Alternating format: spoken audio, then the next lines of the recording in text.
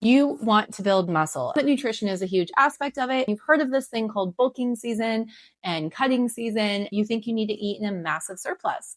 The question is, do you? The answer to that is it depends. First, let's establish whether you are a beginner, intermediate, advanced, or an elite athlete. If you're a beginner, you have 1 year or less of training experience. This includes consistent training. So if you are not consistently training, then your body is still acting like a beginner.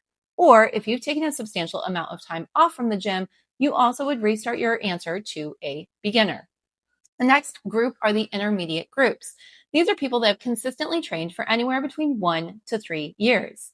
Your advanced group is going to be 3+ years. Your elite group is really going to depend on how consistent your training has been, how consistent your nutrition has been, what your genetic potential is. Elite people, when we're talking elite, they're individuals that have pretty much hit their maximum muscle potential without enhancements.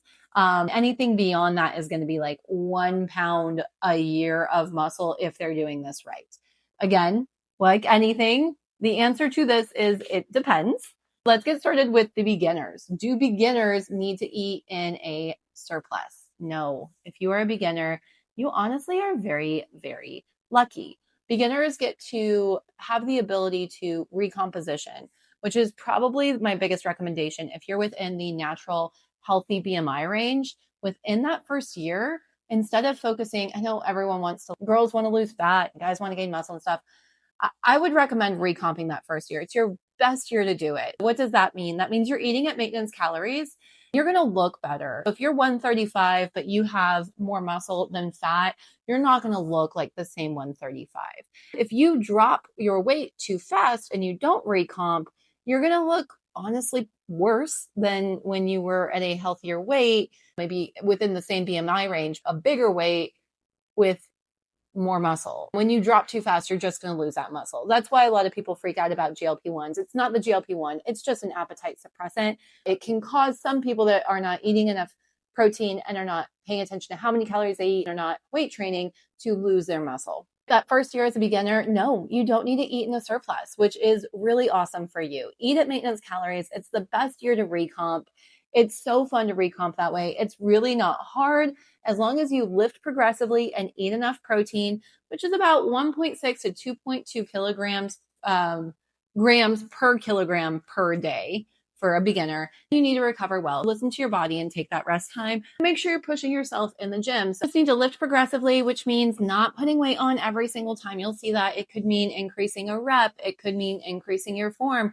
Really just push as hard as you can every time. And if you can increase your weight the next time, then increase it. You're not going to be able to every week. Just try. Just try really hard in the gym when you're there. Make sure you eat enough protein, 1.6 to 2.2 grams per kilogram per day, and make sure you're recovering well. You won't need to eat in a surplus. You respond super great to resistance training, which is so awesome. Your bodies use stored fat to help fuel the muscle when you're a beginner trainer, which I'm so jealous. As long as you are eating enough protein, you've got the building blocks there, just eat in maintenance. Your intermediate lifters need a small surplus. I'm talking 5 to 10% of your maintenance calories. Always start with the smallest amount and then increase if you aren't seeing gains within about 8 to 12 weeks. You're not seeing any physical changes in your body. Make sure you're recording your changes multiple ways. So taking photos, taking measurements, weighing yourself. If you have a body fat scan at home, remember that they're not super reliable. They can be used as a reference point if you're using the same one.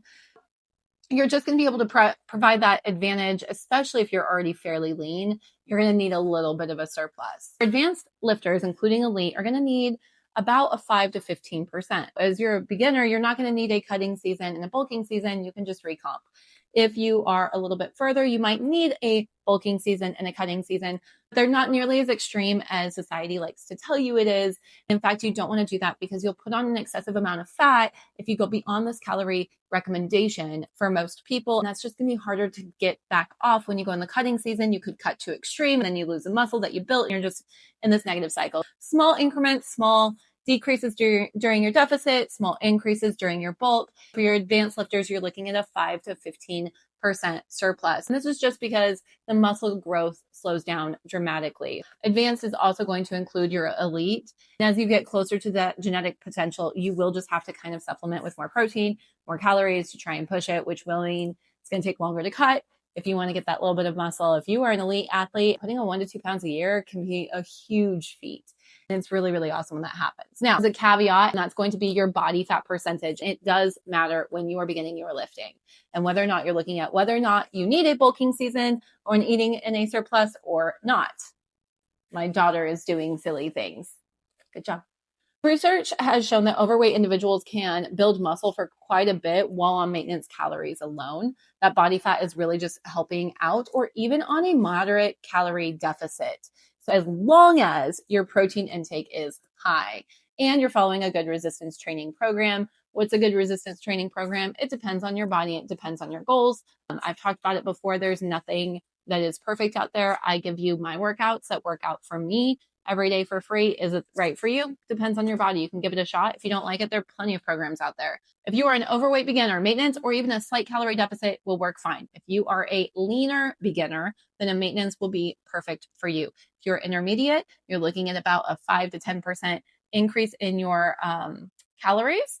And if you are advanced, you're looking at 5 to 15. That's including your elite. That calorie increase is really just maximizing the benefits when you are beyond that hypertrophy beginning stage. Not every new lifter needs to bulk. I would recommend a recomp. You don't need to have an excessive amount of calories. Remember that returning from a time off from the gym is going to put you back into that beginner category. Don't worry, your body will bounce back faster than if you are a brand new beginner. So you might be out of the beginner stage within maybe 6 months instead of a year. You still get that little bit of recomp time. That's good news if you took a break.